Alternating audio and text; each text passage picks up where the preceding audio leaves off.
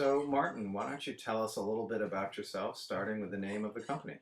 PowerHouse Dynamics. And your role? I'm the CEO. Your background?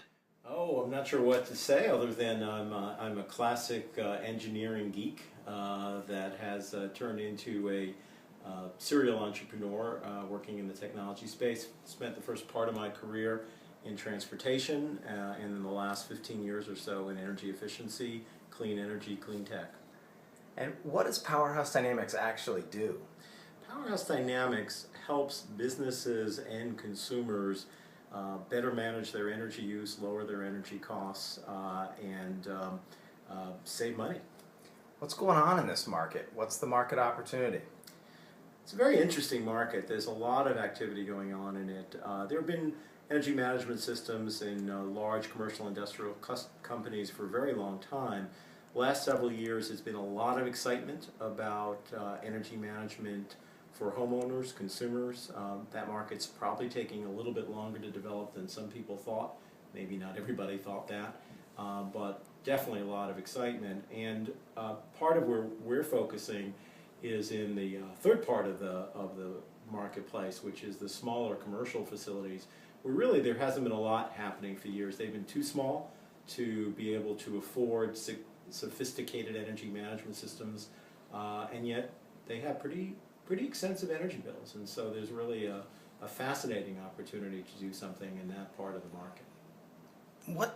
What sets PowerHouse apart from its competition? I think there are a number of things. First of all is start with the data side, the granularity of the information that we collect, which is, in the case of electrical energy use, circuit by circuit, every load in a building we get information on. And that's the building block. But what sets us apart is a couple of things. Number one is what we do with that information. We're not about the data. We're about how we interpret the data and help the business owner or the homeowner lower their costs by analyzing and diagnosing what's going on. So that's one area or a second area we were apart. Third is the user experience. We get comments about that all the time. We've created for the homeowner a fun experience in looking at the information, so it becomes something that's interesting, and for the business owner a very proactive set of information that we're constantly pushing at them, interpreting the data so they can actually take action as opposed to have to wade through a lot of information to figure out what it means. So what are we talking about here? We're talking about a website with dials and dashes and tells you what's going on in your power consumption? We are talking about a website that does all that. We're also talking about extensive use of alerts, where we're pushing information out in text messages and emails. We're talking about mobile capabilities, iPhone, iPad, and shortly we'll be rolling out the Android device. So different ways of accessing the information, but try to make it as easy as possible. One of those alerts saved a freezer full of food for me. Did that happen? Yeah, that's pretty awesome. We've heard that from several folks. Yeah.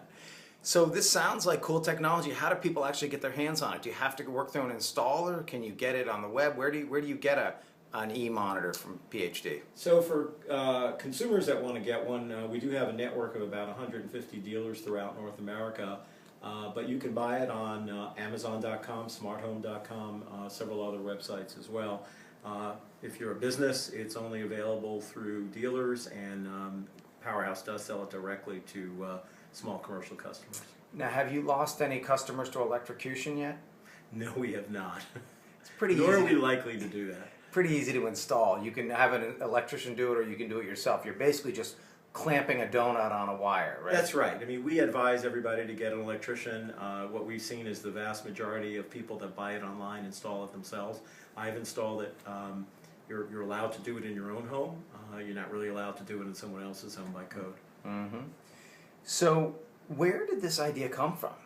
What's the history Well, here? I'd like to take credit for it, but I can't. This was started by actually a couple of folks up in Maine a few years ago, and the original impetus, one of the guys was an architect. He was planning to build a community of homes that were going to share a common solar power system, and he was trying to figure out how he'd allocate the cost of that solar panel system to the homeowners. got an engineer involved, and they came up with the idea of monitoring things down at the circuit level so that you can know exactly what's going on. And that was really the origins of it.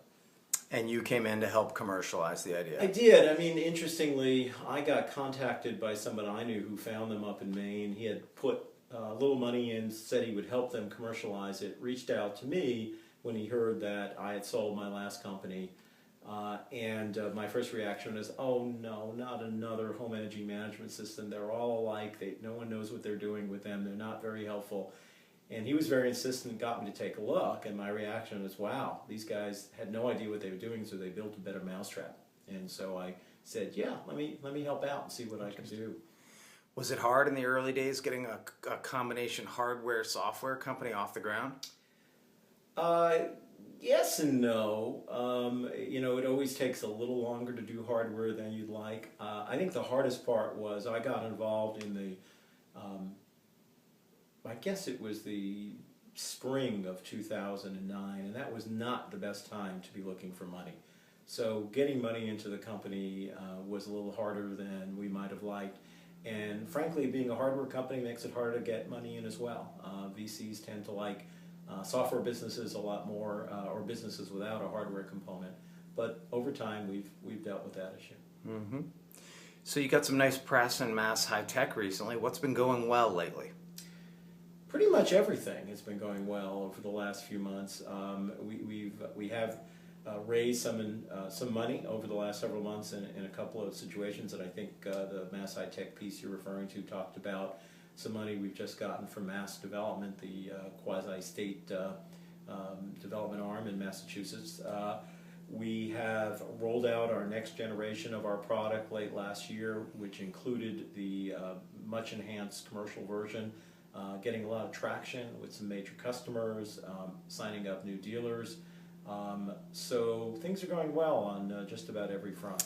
I know you have a major deal with an industrial conglomerate. Are you allowed to talk about that? I am. They officially announced the deal. Who's they? They is Ingersoll Rand. And most people don't know Ingersoll Rand because that's an industrial and commercial company, what it's known for. But their brands are known, Trane, the air conditioning folks, and Schlage, door locks and security products. They come out with a connected home product to remotely access all of those things. We've now integrated our product in, and they're rolling it out through their dealer network. They've got 8,000 HVAC dealers throughout the United States. They've got several major builders that are starting to sell or buy, as the case may be, the product. So great opportunity there. Primary focus residential, but about 15% of their business is small commercial.